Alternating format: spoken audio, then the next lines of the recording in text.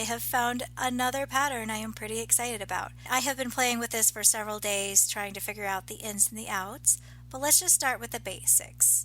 The basic pattern, we're going to start with teardrops. You do a row of teardrops facing up, and then you do a row of teardrops with the point facing down, and you want them equally spaced out in a zigzag pattern. So see how I've got 3 teardrops now that are like a triangle.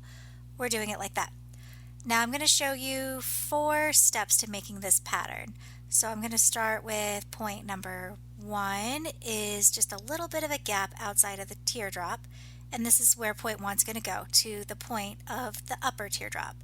And then point 2 on the end of the teardrop goes to the gap around the top teardrop. So I'll start with purple so you can see what I'm doing. I'm spacing it out from the teardrop, and I'm just going to follow that line. I'm going to echo the line and then go all the way up to the end of the top teardrop. Now I'm going to go with point 2, and I'm going to loop around this top teardrop and run into the purple line. So we'll switch colors here, and I start with the point, and I follow the first line, go all the way around the loop, and then end it right on that purple line. So start with the point, loop it around, end on the purple line. So we always go from gap to point and point to gap. Always, always, always. Now I'm going to extend these 2 lines on the other side of this line we've created, and this will be point number 3 and number 4. And 3 and 4 are going to go to the teardrop's point, and they're going to go loop all the way around to the other side. This would be number 3. This goes gap to point, and this would be number 4, so that's point to gap. I'm going to do this one in orange, 3, 2, 3, gap to point, and we'll do this one in blue, point to gap. Now this one, we just leave it like it is. It's not connecting to anything, and since this one's not connecting, we'll just draw a little line right here, and that ties that one up. That's the whole concept. One of the things that I noticed when I was playing with this is it looks really lovely if one side is small and the other side is big. But again, it's important for it to all be uniform. So again, we're doing a zigzag pattern of teardrops. We go gap to point. And I like to start with gap to point because otherwise I end up accidentally going point to point every single time. And I'm going to draw a line up here of how far I want to flare it out. Whomp! All the way up to that line and back down.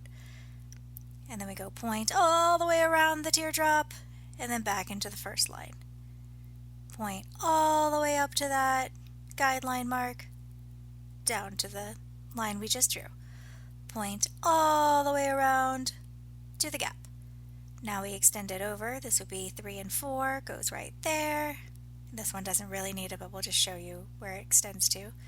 3 is the gap to point and point to gap.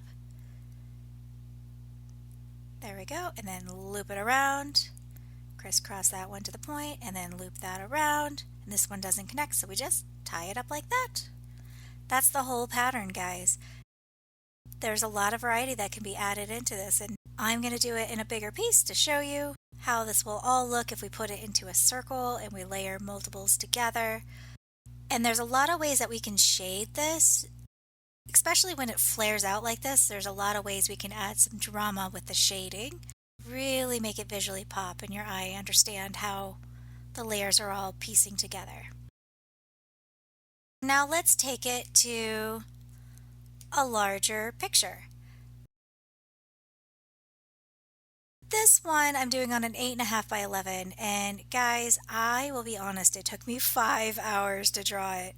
I broke it up into many different days. I was just enjoying the journey, but I am going to speed this up because you do not want to sit through 5 hours of film. Oh my goodness. So I started out with my teardrops, and then I did a second row of teardrops, and if you look closely, I've got a third row of teardrops because I'm actually going to do this pattern with 2 layers of the same pattern. So I've got my first layer set up, and now I'm going to sneak in a teardrop in each petal of the pattern I had just created, and I'm going to weave my next pattern through the first one. And it's all the same concept. Now my larger loops, I used a guitar pick to trace because I wanted to see if I really need a point to the teardrops. And I did not like this rounded look.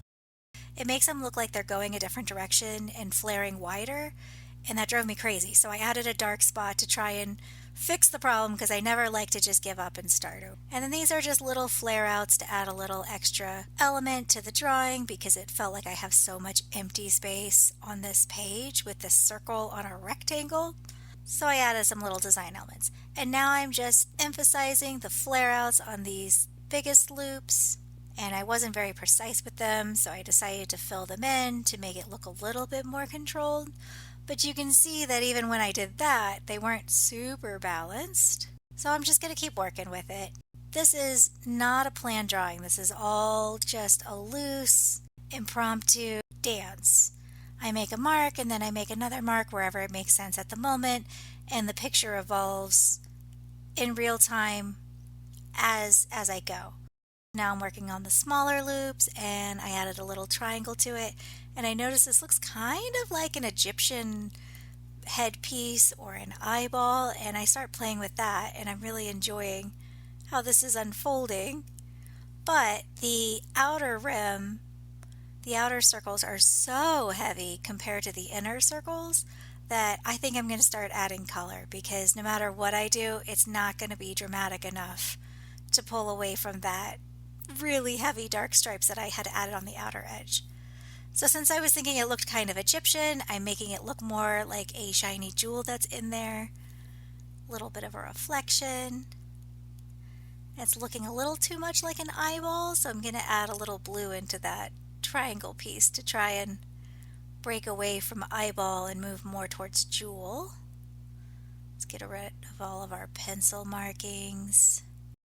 And then I try to add some shading. I do like to shade before I add other colors. That leaves an undertone of values that really shows even if I put marker on top of it. So now I'm going to start adding some marker highlights. And this was just playing without a plan. I was getting really fancy with these loops. And I enjoyed those jewel looks, so I'm going to add more jewels to the bigger circles to kind of tie it all together. I don't normally draw jewels, so I'm just making this up as I go. It kind of worked out. I feel like it could be quite a bit better if I'd practiced a little bit more on the reflections of jewels.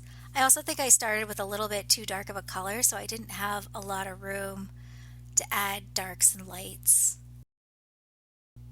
Alright, you can see that jump of the page. This is day 2.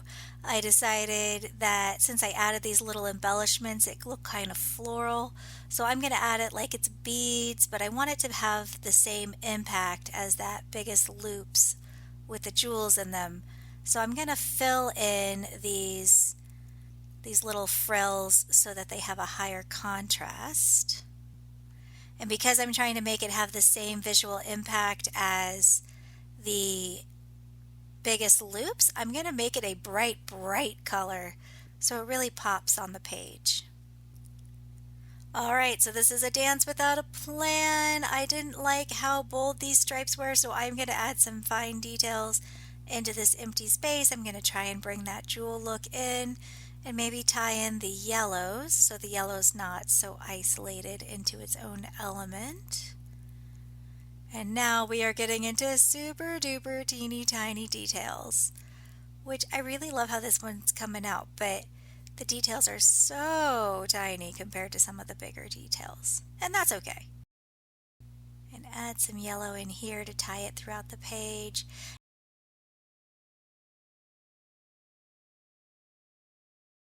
Now figuring out what to do this interior loop-de-loops was quite a struggle for me. I left it to the last day, day 4 or day 5. I put all my colors on one page to take a look at them, and I felt like the best color to add to this page was pink.